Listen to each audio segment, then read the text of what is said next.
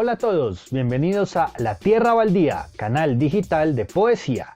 Recuerden siempre que este espacio es posible gracias al apoyo de la gente del IDECUT a través de la convocatoria de estímulos Corazonarte.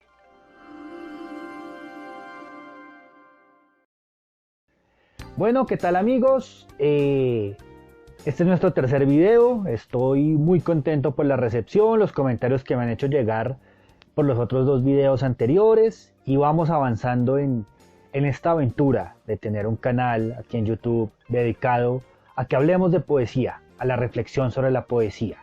Y hay un tema que cuando he dictado talleres, cuando me acercaba el tema de escritura creativa, muchas veces me preguntan, muchas veces las personas dicen, ven, es que yo quiero escribir un poema de tal episodio, de cuando conocí a mi pareja, de un homenaje a mi papá.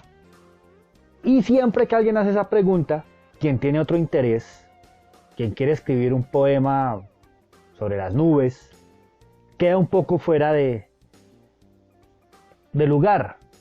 Y asimismo, muchas veces cuando leo algún poema, pero ¿a quién le escribiste ese poema? ¿Pero en qué te inspiraste? Y muchas veces estas preguntas son un eco que está presente todavía en la idea que tenemos de poesía, de las ideas románticas, de las ideas del romanticismo.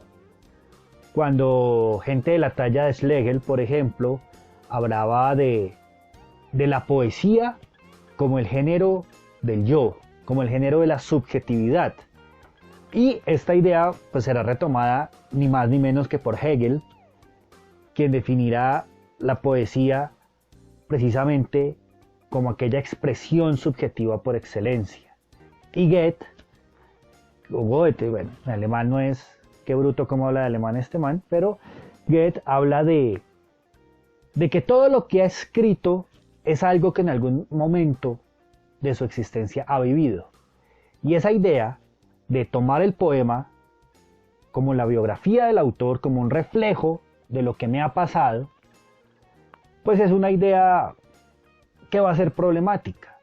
Porque si es así, ¿quiere decir esto que la poesía es testimonio? ¿Todo poeta es un testimonio? ¿Todo poema es un testimonio? Y si es así, ¿cabe la ficción en la poesía? Son dudas que hay que hacerse. Y si todo poema fuera un testimonio, ¿por qué no escribo mejor una crónica? Y son muchas preguntas donde entra nuevamente la figura de nuestro gurú de las letras colombiano, de García Márquez, cuando decía que la vida no es tanto aquella que se ha vivido, sino aquella que se recuerda y que se cuenta. Entonces siempre que alguien vuelca su existencia en un poema o en otro tipo de texto, está la duda de, ¿puede haber objetividad cuando hablo de mi experiencia? ¿Cuento las cosas como son, o como quise que fueran, o como las sentí? Y estas preguntas empiezan a derrumbar un poco esa idea de que todo poema es una vivencia directa del autor. No digo tampoco que ninguno, pero creo que el tema, vemos, puede ser un poco más profundo. Y si volvemos a ese romanticismo del que les hablaba, encontramos cómo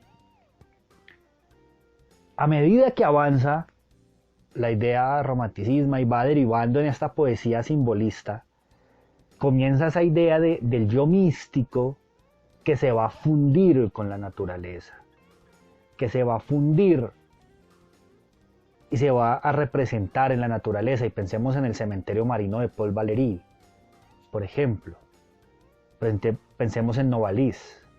Entonces, esta idea de un yo desplegado en la naturaleza, en unión mística,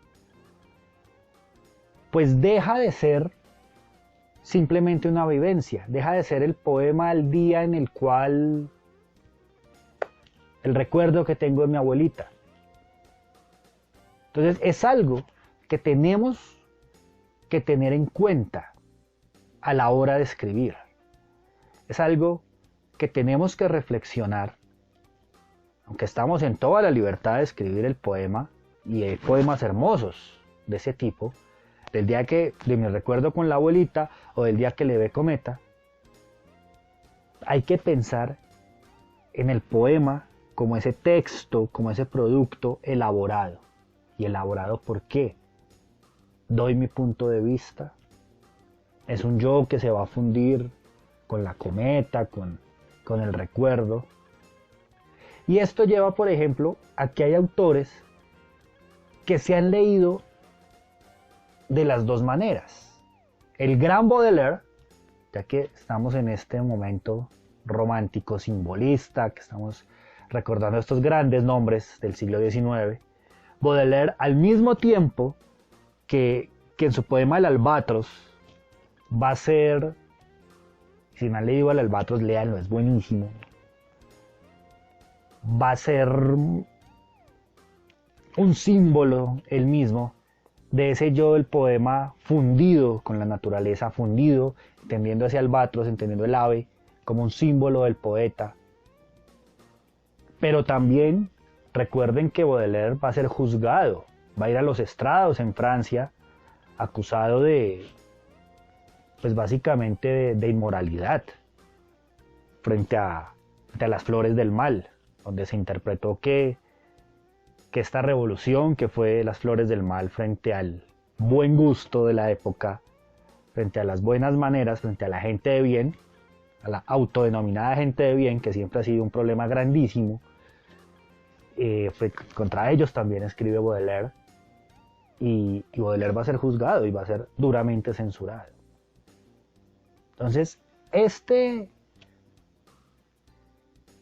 péndulo, si el poeta va a narrar, a expresar directamente su vivencia, o va a construir un yo distinto, puede estar fundido con la naturaleza. A principios del siglo XX, con las vanguardias, por ejemplo, la carta Lord Chandos de Hofmannsthal, allí estará esa pregunta, cuando se dirá que el lenguaje quizás no es capaz de representar toda la vida.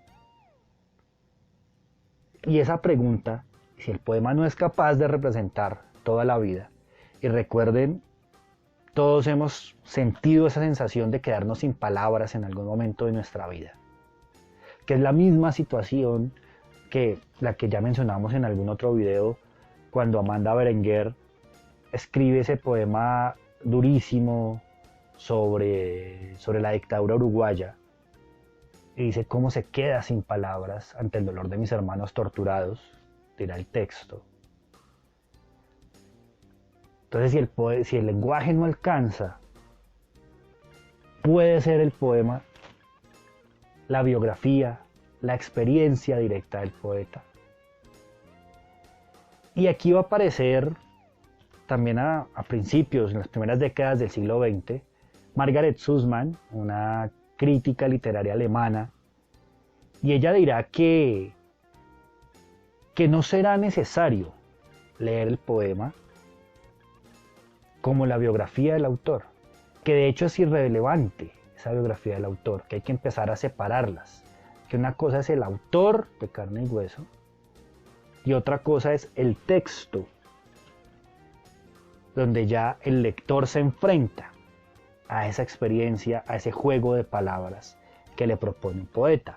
Y esto será lo que con el tiempo, no sé si por una lectura directa, no he llegado a descubrirlo, pero sí será una idea que encontraremos después, por ejemplo, en Paul Ricoeur, cuando él dice que leamos como si el autor hubiera muerto. Hay que mirar el texto, hay que mirar esa configuración de la escritura, ese juego que propone el poema.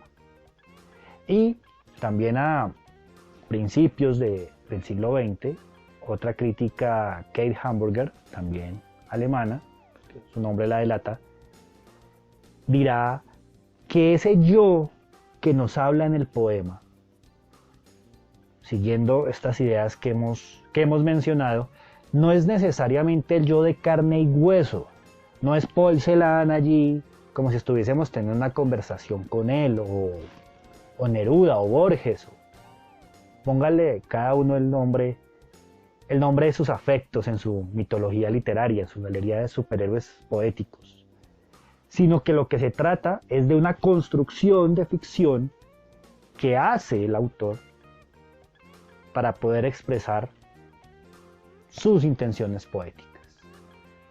Entonces ya hablamos no de un yo real contando su relato, sino de un yo lírico.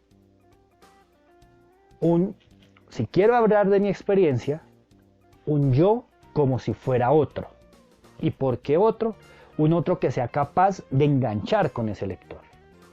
Lo que le está proponiendo el poema a ese lector que se acerca es una aventura, es un juego de lectura en el cual a través de la sonoridad, a través del ritmo, o a través de las imágenes, o a través de apelar a la emoción del lector, lo va llevando a una emoción que quiere transmitir ese poema, o a un concepto incluso que quiere transmitir ese poema, o una idea, o un juego. Por eso tenemos un Vallejo en Trilce, un César Vallejo, jugando a inventar palabras, porque es un efecto que él quiere lograr, y así podríamos tener cualquier cantidad de ejemplos. Entonces, retomando, para quienes me preguntan, ¿escribo de mi experiencia directa? No escribo. Estás en toda la libertad. Tenemos poemas hermosos derivados de la experiencia directa. Tenemos grandes poemas desde una voz colectiva. La Tierra Baldía, el hermoso poema que da nombre a este canal, pues es quienes lo han leído, y si no lo han leído, hay que leer La Tierra Baldía de Eliot. Es un poema en voz plural, donde todas las voces de esa Europa de Primera Guerra Mundial, de este contexto, aparecen un cascabel de voces y voces que le va dando forma a ese poema, y hay que seguir las voces que aparecen y desaparecen cíclicamente. Pero también hay poemas escritos a experiencias, a seres inanimados, a ideas, a juegos de ficción pura. Pero sea que parto de mi experiencia vital, de aquello que me duele, que me carcome el alma, o sea que quiera hablar de la experiencia plural, de mi pueblo, de mis raíces, o sea que quiera jugar a fantasear, a jugar con el lenguaje, lo que construyo es una voz poética, ficcional, un personaje que no aparece. En los poemas no aparecen necesariamente personajes, pero es la voz trabajada, pensada, y cuando te sientas a escribir el poema tienes que pensar en esa voz, que es la que le va a hablar al lector. No es tu voz. Tu escritura va a crear ese personaje de ficción que no aparece, que se puede parecer o no a ti, pero es el que va guiando, el que le va hablando al lector y lo va llevando por ese camino en que tu escritura lo quiere caminar. Entonces es ese yo lírico el que tenemos que construir, y cuando lo tenemos claro, lo podemos poner a contar mi experiencia vital o a contar mis juegos de palabras. Quiero poner dos ejemplos concretos, un ejemplo con dos grandes poetas argentinas que están vivas, gente preciosa, gente que admiro. Con esta que les voy a leer, la primera autora, tuve un encuentro efímero en la Feria del Libro de Buenos Aires, y de verdad, en 10 minuticos me enseñó un montón. Es una gran escritora, María Teresa Andrueto, y ella sí escribe una poesía muy vital, muy intimista, muy de su experiencia concreta. Pero a partir de su experiencia, crea esta atmósfera poética que lleva al lector a seguir su voz. Este poema se llama, de María Teresa Andrueto, Desnuda en la tienda. Necesito ropa, dijiste, una blusa alegre de color subido, y fuimos a la tienda. La chica que nos llevó a los vestidores se llamaba Tula. Te queda rico, dijo, te queda de novela. Nos metimos las dos en esa caja, entrábamos apenas. Como no había cientos ni percheros, te ofrecí mis brazos. Te sacaste el vestido, la campera, te sacaste la blusa, las sombreras, te sacaste el turbante, la remera, te sacaste el corpiño, la bolsita de mi hijo, te miraste al espejo y me miraste, y yo vi tu pecho crudo, las costillas al aire, y después tu corazón, como una piedra, fuerte y fatal, como una piedra. Vean que es un poema muy cotidiano, que parece salir de la anécdota. Y en la anécdota, en la medida que vamos contando cómo esa mujer se va desnudando, entra esa voz de ese yo poético a hablar de la dureza del corazón. Una figura muy fuerte que termina estructurando y termina dándole sentido a lo que pudo haber sido una sencilla anécdota, ser un poema muy bien construido. Y desde otra forma de pensar este yo lírico, tenemos a Diana Velesi. Diana Velesi tiene un texto también argentina, nació en los años 40, está viva afortunadamente y ojalá pueda seguir viviendo y escribiendo mucho tiempo. Y Velesi en el 92 publica un texto que se llama El Jardín. Le escribe al jardín y poetiza sobre cada una de las plantas. Y vamos a leer un fragmento de ese jardín dedicado al Ginkgo biloba. Famosísima planta. Son los Ginkgo biloba árboles muy antiguos descubiertos en la China a fines del último siglo. Fósiles los llaman porque vienen de un tiempo donde todo se ha perdido. Perdido, en el denso corazón de la tierra duermen, marcas de las formas idas, diseños impresos en las rocas y rica la materia orgánica donde duerme. Se disuelve lo que ha vivido. Los Ginkgo, les decía, son árboles gigantes que crecen lentos y se coronan de bellas hojas, vueltas de oro cuando al otoño entran. Árbol de los 1000 escudos le llamaron. Una raíz pivotante entrando casi al centro de la tierra y el aspecto de bebé simple como la frágil envergadura de un poroto. El Ginkgo se multiplica en dos, macho y hembra. Solo la hembra en su diadema de flores genera frutos, redondos y pequeños, un tinte anaranjado e intenso. Olor tienen los frutos, su pepita adentro, acorazando la semilla capaz de atravesar las edades. Usted puede verlos, hay 2 especímenes adultos en el Jardín Botánico de Buenos Aires. Cuando declina el verano, la pulpa de los frutos amarillea y después caen sobre la tierra despidiendo su olor intenso. Los Ginkgo son ahora reclamados por los dueños de los parques, mas no la hembra, solo machos sin olor se demandan. Así, los viveros injertan una vara macho, sobre todo bebé, ingeniería genética, excluida la hembra al fin. Entonces vean que en este poema muy bien hecho, pensando en este Jardín Botánico de Buenos Aires y dándole voz a las plantas, dándole juego a poetizar de las plantas, se aleja de la experiencia cotidiana y este yo poético nos crea un mundo ficcional, poético, hermoso, el mundo de las plantas. Muchísimas gracias por su compañía. Esto ha sido por hoy nuestro encuentro poético aquí en la Tierra Baldía.